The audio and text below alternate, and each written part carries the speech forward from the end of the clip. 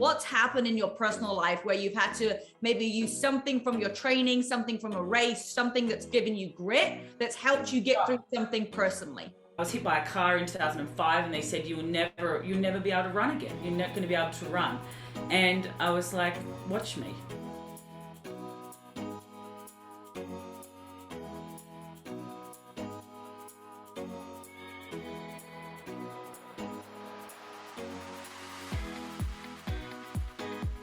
All right, everybody, welcome back to this week's episode with It Takes Grit and me, Rebekah Louise. I am so excited about this podcast, and we've actually just been chatting for the last 20 minutes, so I can't wait to dive in today. My guest is Rebekah Keat. Now, you're going to get exhausted just by listening to her accolades. She's a 2-time junior world champion, 3 times national champion, 6 times iron distance champion, former world record holder. I mean, that's just like unbelievable. And world rookie record of 2004.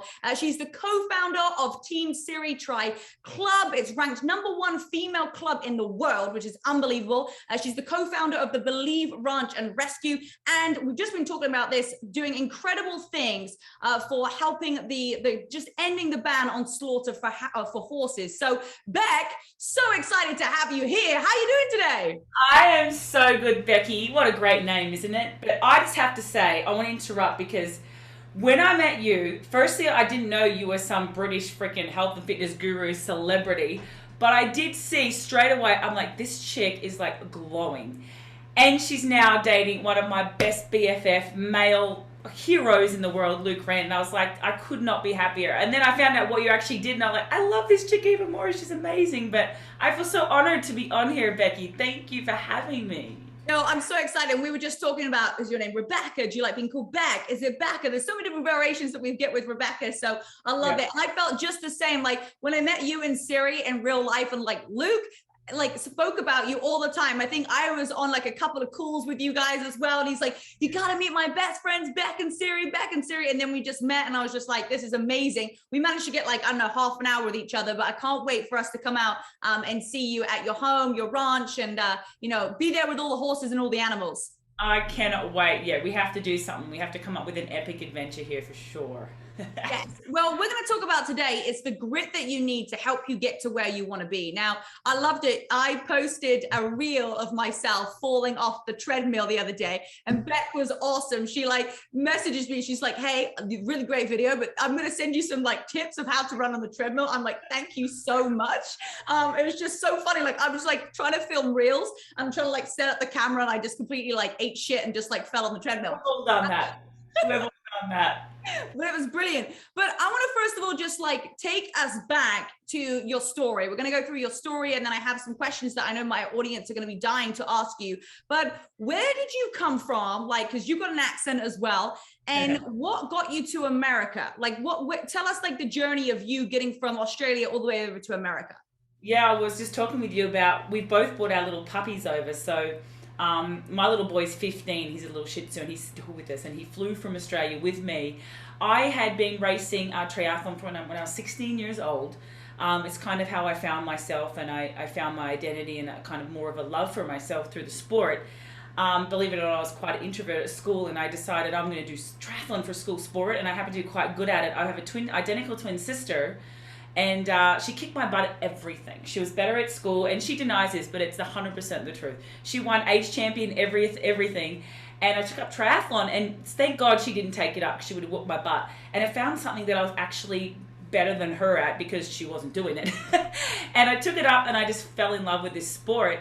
And my background was in team sports, but I was like the hog. I would like never pass the ball. I was like such an individual. It just didn't work for me. So triathlon being such an individual sport, and it's such a challenging sport, endurance, I just found my niche. And then Siri and I raced on the circuit. She was winning all over the world, and I was winning all the junior races.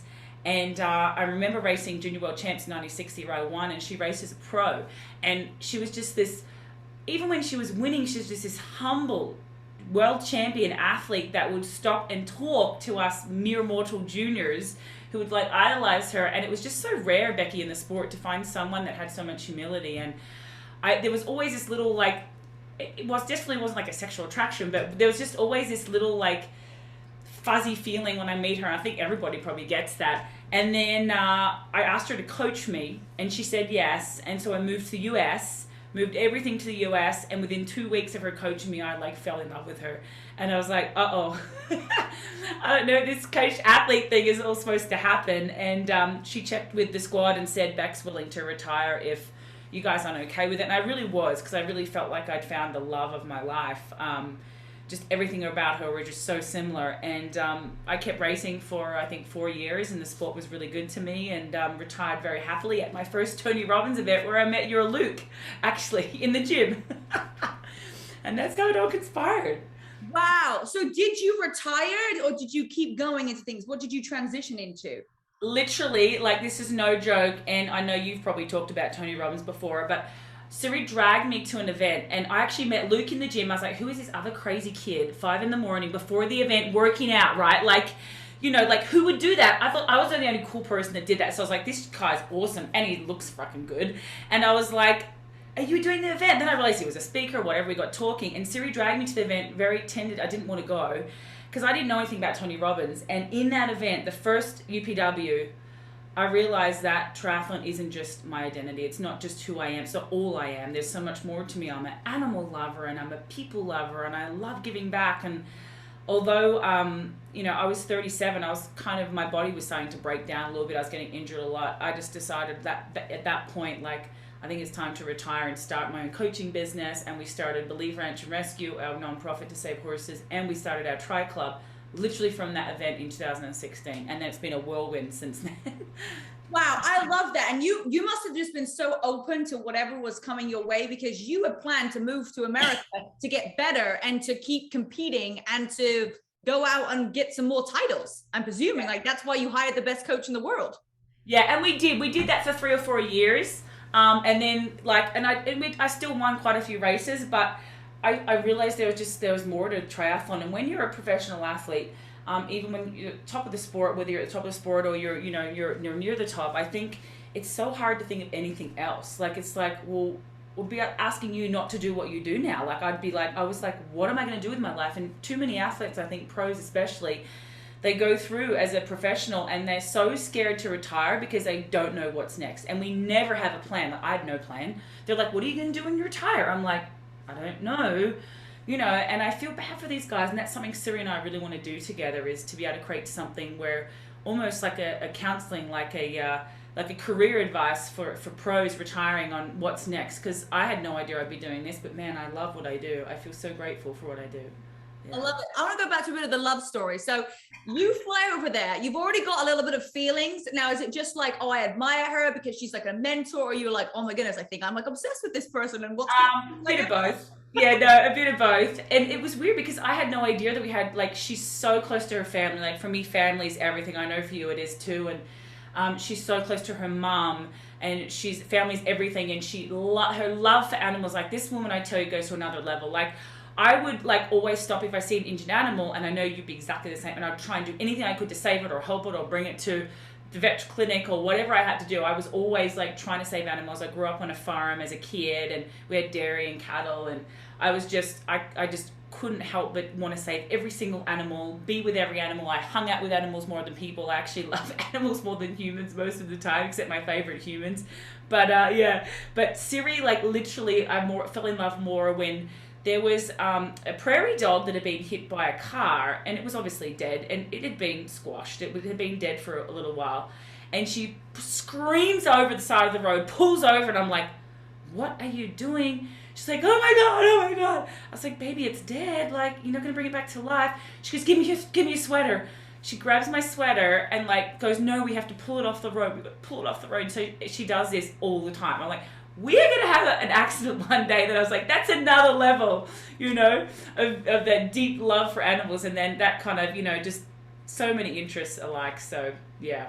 Crazy. You get over here, because I know everyone's gonna be like, but when did it happen? When did it happen? So you come over to the States now. Like, how long did it take before she kind of realized, oh, I'm in love with you too? Like, what was the moment where you were like, oh, we just crossed the line? It was so embarrassing for both of us.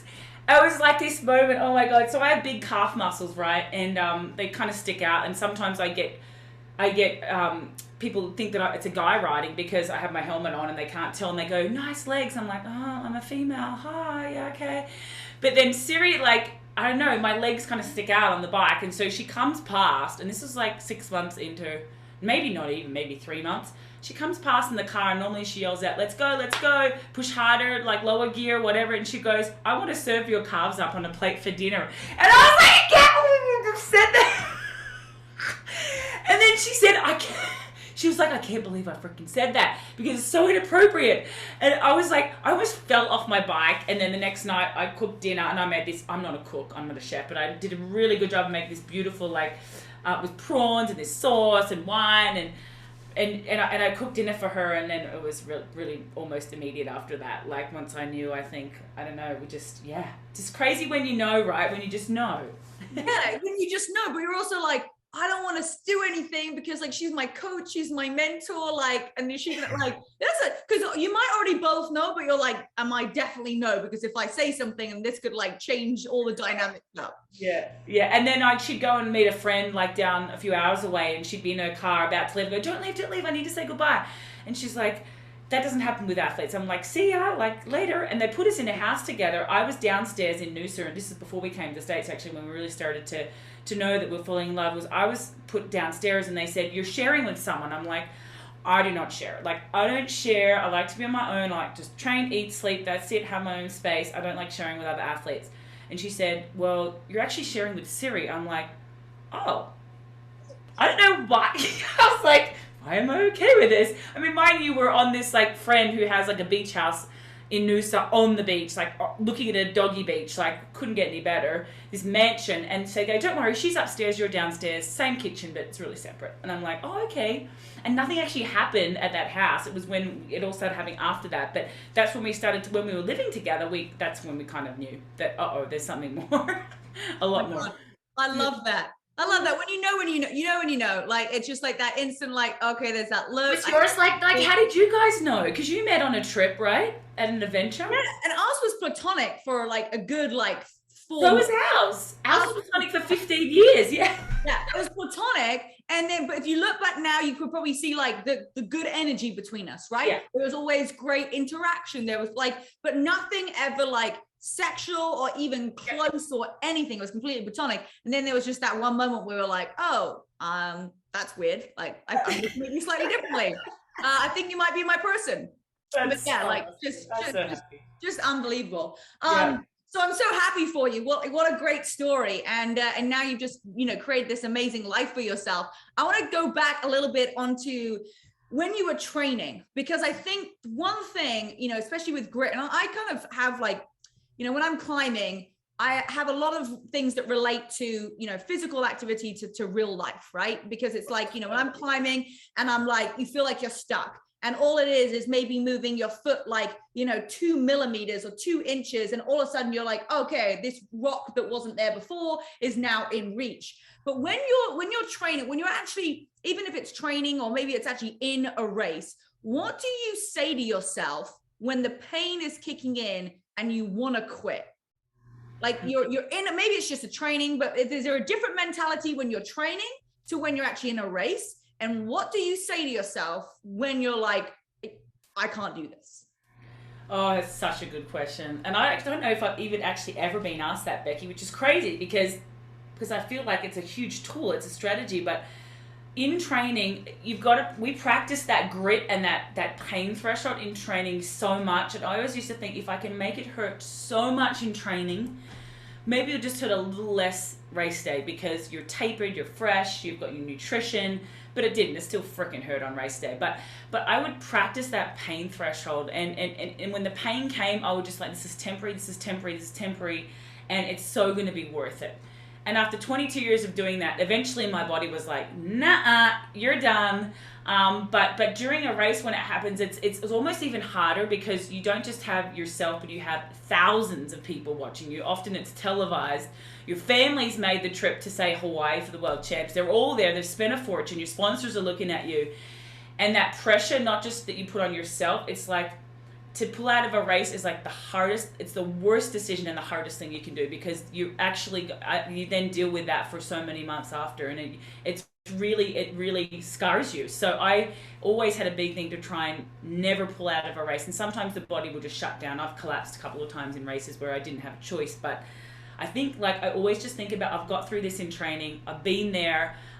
It's only temporary. And the more I can make it hurt, it just means, and Sirio say this, when it hurts, it just means you're going fast. And it's usually the truth, unless it's an injury. If it hurts, it just means you're going fast. It just means you're growing. It just means you're improving. So that's what I always used to try and get to. And there's always moments where the pain was so bad, and then you think you have what tools and strategies and techniques that you've practiced in training just to get you out of that funk. Like you, Becky, with your Everest, like, okay, God, my legs are lactating right now. Okay, I'm just going to slow down, take a big breath, take shorter steps, just focus on my breathing. And it honestly works, because you have these waves. And I would go into these dark places, say in the energy lab in Hawaii where it's 110 degrees, it's called the energy lab, but it's actually sucking the energy out of you.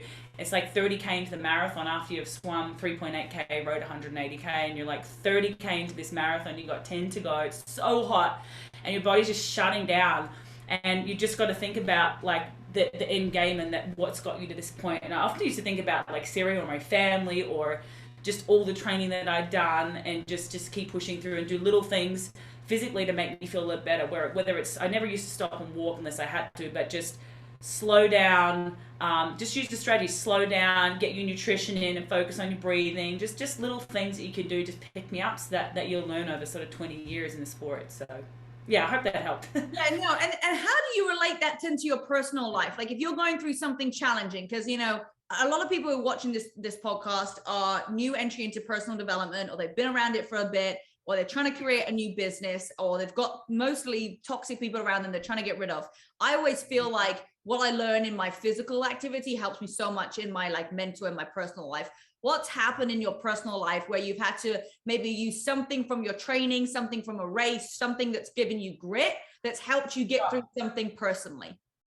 Yeah, and I think endurance sport is such a good platform for that, and what you do in your life. Like I remember when I started triathlon a few years, there was a guy at school, a teacher, that said to me, "You're never going to be anything."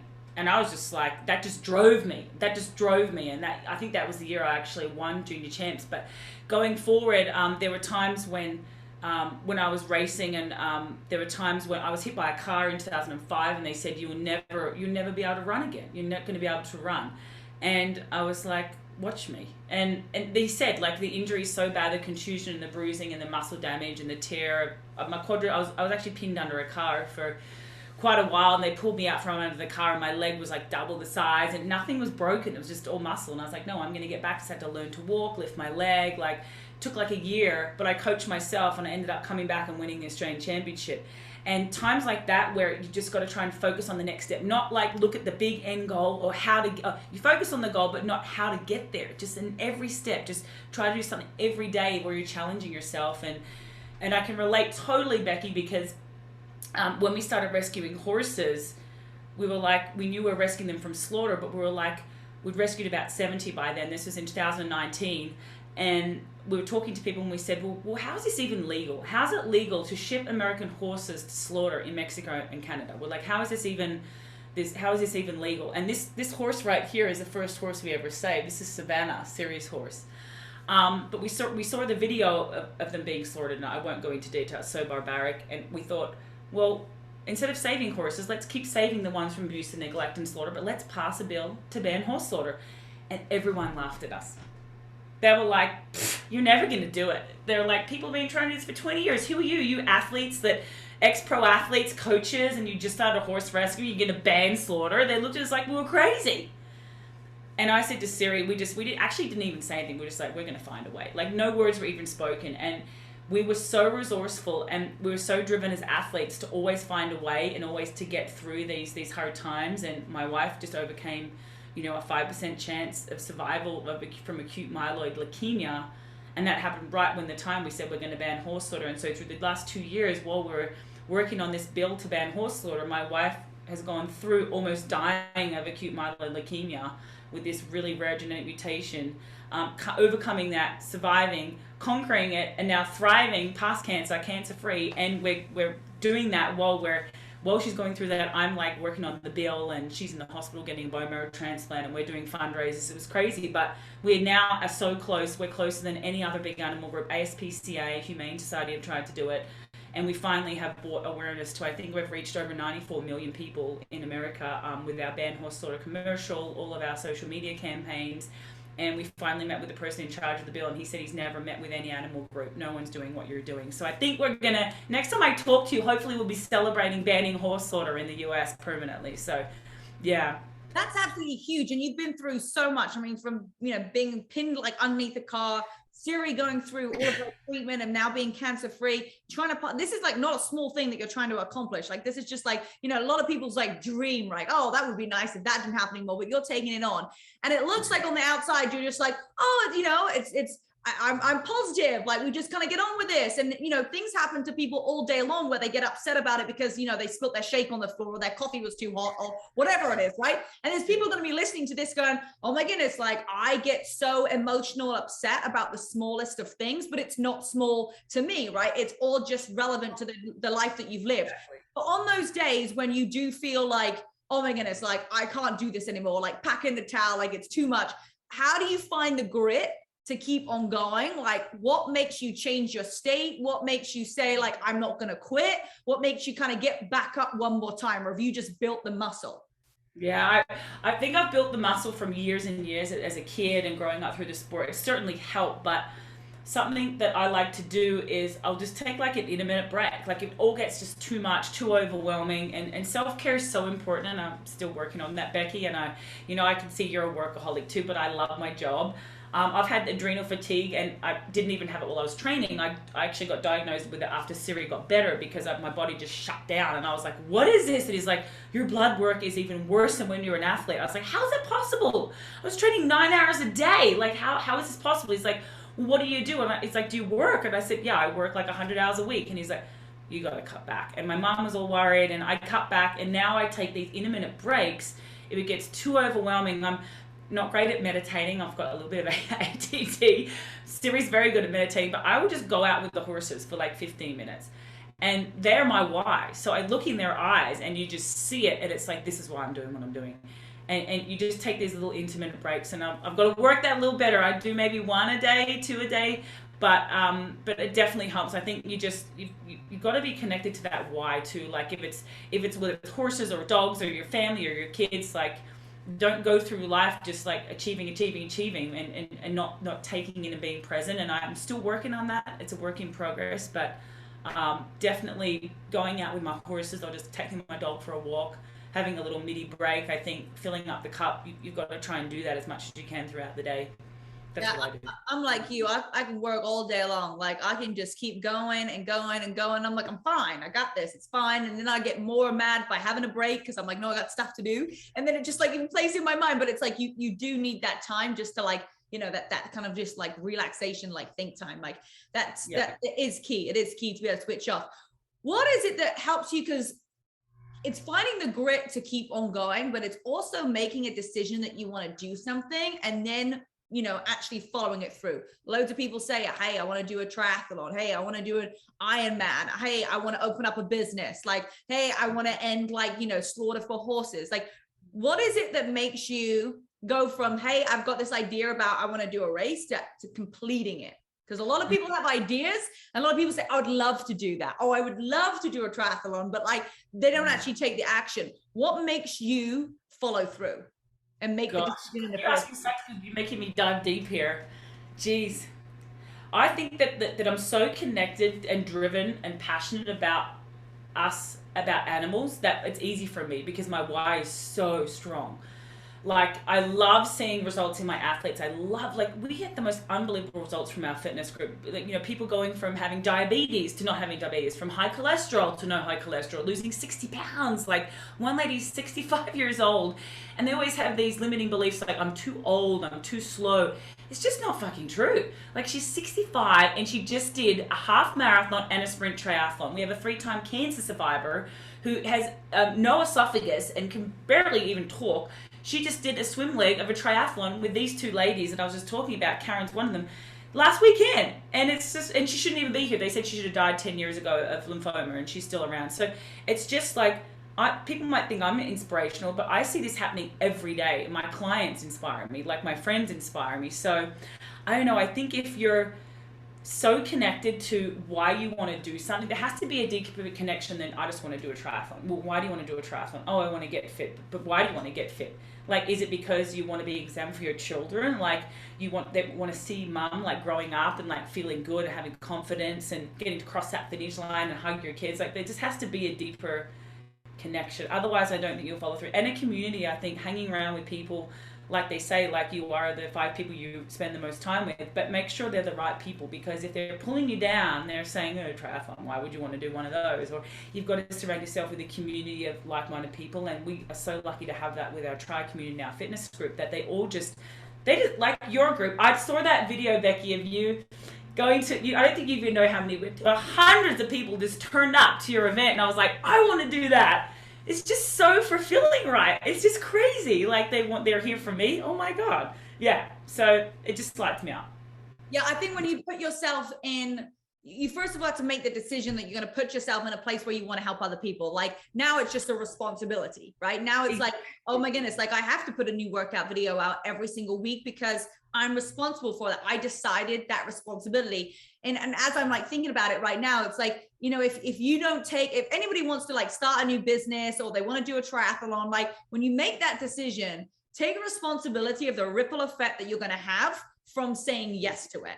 Like you saying yes to doing, you know, to even starting when you were, you know, a kid, a teen doing triathlons has had a knock-on effect to the woman who just is a 3-time cancer survivor, just managed to do her first triathlon. Like it's those decisions that you don't like look back at, because I think sometimes people, yes, you want to do one step at a time. I have a great story. Like the other day when we were in the Alps, I was like, like my calves are feeling a bit tight. I'm like, I got an 8-hour day. Let me just go to breakfast, like one step at a time. Like, let me see how my calves feel at breakfast. Great. I got to breakfast. I'm like, okay, that's fine. Okay. Let me put my gear on. I wasn't thinking about like the mountain and summiting it. I was like the one step, let me just go and put my gear on. Okay, great. Now put my gear on. Now I'm going to go out in the snow. Let me see how it feels to walk around. Great. Now I walked 2 hours. I'm at the bottom of the mountain. I may as well try and give that a go. And all of a sudden you've just taken one step at a time, but it's so easy to talk yourself out of the first step, because I would have never summited. So easy. So true. So easy to talk yourself out of the first step. Athletes, like if you're just, I mean, it's with endurance sport, like you're doing it, you know how it feels. Like 8 hours, it's like, how do you even, you don't think about that though. Like I never lined up at the start line for an Ironman and go, oh my God, 9 hours of pain. Oh, you just can't, or you never even get there. Like you said, Becky, like you just got to, like with training, just get out the door. Just, we say to our athletes, we only do 15-minute workouts for some of them. We're like, just start 1 minute. And as soon as they start, they're good. But it's getting there. Just get your freaking clothes on. Don't do your hair. Just get on the treadmill and just do something. And as soon as you start, but don't think about, oh, I've got to do 15 minutes with intervals, and I've got to do this, and I have to, don't think about like what it's going to take to get there. Just stay in the moment. Like just get one foot in front of the other. Yeah. Love that. So you do that with your athletes too? Like when you're prepping them, you're just like, just do the first thing. Yeah. For our fitness group, our endurance athletes, they're a different kettle of fish, because these guys are already, you know, most of them have already done like quite a lot of endurance training and have quite a few years experience. But then you do have the ones that just to get started, like they were all there. I was a beginner one day. I didn't know what I was doing. We all started somewhere. I was like, just start. Like, don't think about, I want to do a marathon yet. Let's get you to a 5K, and then let's try to get you to a 10K. Let's just get you running for 30 seconds. And, you know, we were all there. All of us, it's hard to believe, we all started there. So, yeah. Yeah. I feel that I was actually going on to my next question, was just about like, what does somebody new do? It's literally just start off with going a minute on the treadmill, because you get so like, oh my goodness, I want to do a marathon. And then you just talk yourself out of doing a marathon because you're like, I could never do a marathon. But it's like, hey, let's just start with 1 minute on the treadmill, work our way up 5K, 10K, all the way up to a half marathon to a marathon. Yep. Exactly. Just start. Just do something. And all of ours, like yours, you can just do them from home. How easy is it when you can just work out from home? You don't have to go to gym. Don't have to pay a gym membership. Just anyone can do it. Like they really can. Anyone can do a marathon, but anyone can also do just any workouts from home. You don't need gym equipment. You don't need to pay for an expensive personal trainer. They can just look at your Instagram and they got it right there. One thing you spoke about about was like, you know, going through the pain. I think a lot of times people don't do a workout because like they've got like a little bit of a pain in their elbow or their knee might be held and they've been a bit like, how do you know the difference between like when you should train and when you should rest and when your mind's talking you out of training because you basically just don't want to do it? Yeah, it's a hard one, and it does come up, and my guys, like, I think especially for the newbies, the beginners are just getting into fitness. It's a big step. Some of them are being like couch potatoes. They haven't worked out, you know, ever, or they've been a long time since they've worked out. So we just sort of encourage them just to get started. And I forget what you asked me. What did you ask me? We were talking about oh my goodness, I just like went on blank too. It was about injuries. Yeah.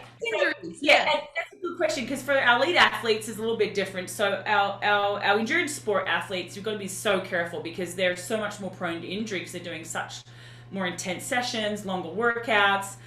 They get niggles all the time, and then they train just, you know, some of them train 3 or 4 hours, sometimes 6-8 hours a day. So when you get, we have this little rule of thumb where what's the difference between, I think I did a post on this not long ago, but what's the difference between a niggle and an injury? And then if it's, I say if it's you want to get it before it gets to an injury. And the way to do that is, firstly, all of our workouts are based on perceived effort. It's not heart rate, not training zones, not power numbers. Just stop looking at all those gadgets and metrics. Just go by feel. Listen to your body first, and your body will warn you. Like you said, Becky, with your calves, like, you could have had a calf strain, but you were like so smart because you were like, okay, I'm going to see how it feels to walk. Okay, I'm going to get my bag on, then I'm going to see how it feels. And you get to learn your body to know, like, is that just tight calves? Or I'd strained my calves many times in my career, at least 20 or so. There's a difference. It's like, it's a sharp pain. Okay, this is general tightness, both calves. Yeah, that's okay, I can deal with that. Or is it like a pain where, like this, I really feel this, and you get to learn more as you know your body, but you've got to listen to your body. And I think when there's something there where, for example, with a calf, and you're walking and it actually hurts to walk, there's a sharper pain, something that's not normal, it's not an even soreness, you know that maybe that's not right. And the big thing for our elite athletes is don't push through those niggles. And I did it way too many times, learned from my mistakes, had calf tears all the time, and they never really, that was kind of like my demise of my Achilles heel that kind of put me out of a lot of races, was these calf strains that would always come back because I would push through. But you've got to know when to stop. So I would always say, listen to your body. If it's like a pain that you know in your head and your heart that this feels more like an injury type pain, you'll know. You've got to be honest with yourself. And I say back off for 3 days. We always say back off 3 days. If it hurts to walk, guys, it's going to hurt to run. Okay, if it hurts to walk, it's going to hurt to run. So don't freaking run. If you can walk pain-free, do it, but usually 3 to 4 days off. And then we say, is it a 3 or 4 out of 10, or is it more like a 6 or 7 out of 10? And hopefully if you get it early enough, it's like a 3 or 4 out of pain, and we all have different pain thresholds, but that means like it feels to walk, but not really painful, and you kind of can't feel it at rest or anything like that. But if it's more of a 7 out of 10, where it's like a sharp, acute pain, and you feel it coming on pretty quickly, that's when you really either need to go see a physio or really need to start managing your recovery and when to come back, because those sort of injuries where it's like more of a sharp, acute, like heavier pain, 7 out of 10 pain-wise, that can lead to a massive injury and such a huge months off training. So yeah, listening to your body and being aware of it, I think, is just so important. Listen to your body, try it, instead of just like, I could have laid in bed. That morning I was like, it's 6 a.m. in the morning, I got a bit of a headache, it's dark outside, I got to go out in the freezing cold, but I was like, it'd be so easy right now just to say, oh, I'm just going to easy. So easy. What is the difference in your mindset from being a beginner to you being advanced? And then what do you see as you're coaching people, the difference in how people think and their belief system from a beginner to somebody who's, you know, more advanced doing some, you know, bigger races? And how have you changed, and how do you see other people's beliefs and mindsets? Yeah, it's funny because you can have a beginner athlete athletically, but they can have a really advanced mindset. And then you can have the opposite. You could have like an advanced athlete with a really beginner mindset, as in like they maybe haven't learned what they should have throughout their training and learned from their mistakes. But I would say when it comes to a beginner, the good thing about beginners, I feel like, is that they're fresh, right? They're learning new things and they're excited about everything. And they have so much gratitude because they go from being like maybe not that fit to fit so much fitter so quickly. And those huge gains and strides you see just in weeks exercising is just massive, and I find I get so much joy out of that. Then you get the elite athletes and the pros like myself. I was so neurotic. Like you want these 2 millimeter gains, and it's really hard, like to get that extra 2 millimeters, and they have to work so much harder to get that little 1 or 2% than these guys starting at beginner. That's the great thing. If you're just starting the sport or fitness or doing Beck's workouts, like you're going to see gains so quickly. Like think of it as an advantage, not a disadvantage, because if you're really been doing a lot and then you start just doing something, anything you do is going to make you feel better. So I actually really love coaching my beginners because firstly, they don't have all this, what do I say, all these people in their head telling them what to do, or they don't have all this like knowledge. I'm hearing this from this elite coach and this from that person, not listening to everyone. They just don't know any better. So they're all in. They're always all in 1,000,000%. Then you get the top athletes, like the elites, where they're trying to look for that 2 mil, and they start to listen. Oh, what if I go and train in an altitude 10, or what if I get like a wind tunnel test for the bike and gain that 2% there, and they have all these other voices where beginners, like they just like tell me what to do and I'll do it. So I actually think it's almost easier to coach, and I really get a lot of joy out of coaching the beginner guys because you just see that growth so quickly, and they're so excited. They're just new to the sport or just new to fitness, and yeah, I enjoy that actually even more so. Yeah. You're more motivated, right? It's even when you start a new business, you kind of get motivated at the beginning because it's like there's things happening.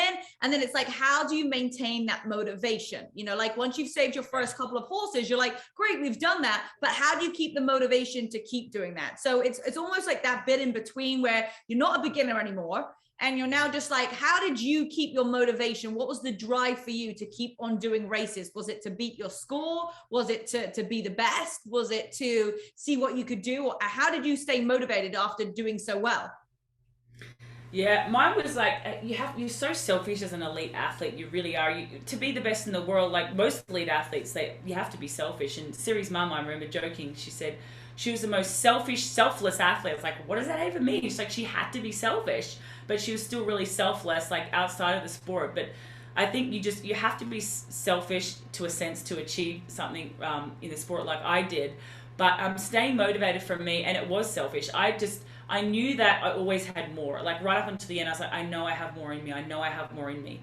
And that motivated me. I think it even stems from as a kid where my sister was always better at everything. Like that drive came, like I wanted to find myself and find a worthiness and a love for myself. And I definitely found that in the sport. And as I got towards retiring, when I met my amazing wife, I realized that the self-love part was so important. I remember her saying 2 words to me, and she said, you have to love yourself.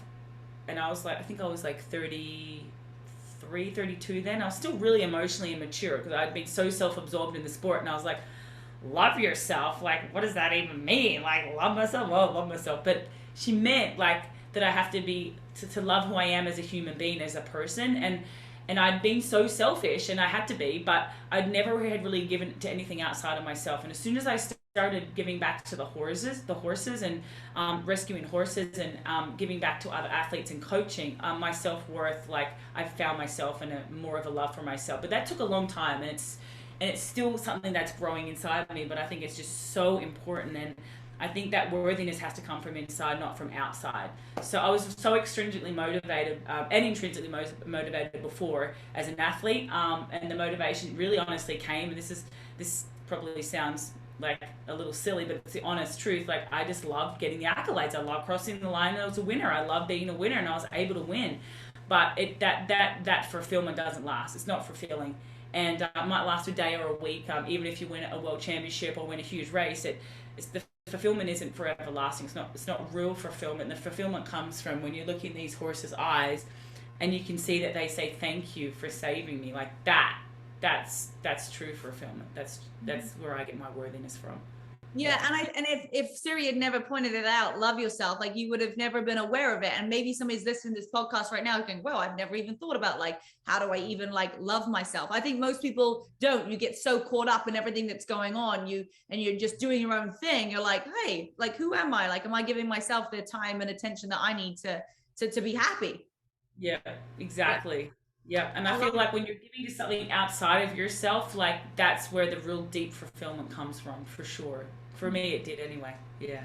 Oh, I love it. Well, thank you so much for coming on the podcast. I could chat to you for literally like hours. Where can everybody find you and be part of your community and part of your group? Yeah, we should have shortened the name. I know, like, doing all these business masteries, you think we would have come up with a shorter name. But so our triathlon club is actually Team Sirius, but it's spelled with Sirius name. So it's SIRIUS, Team Sirius Tri Club.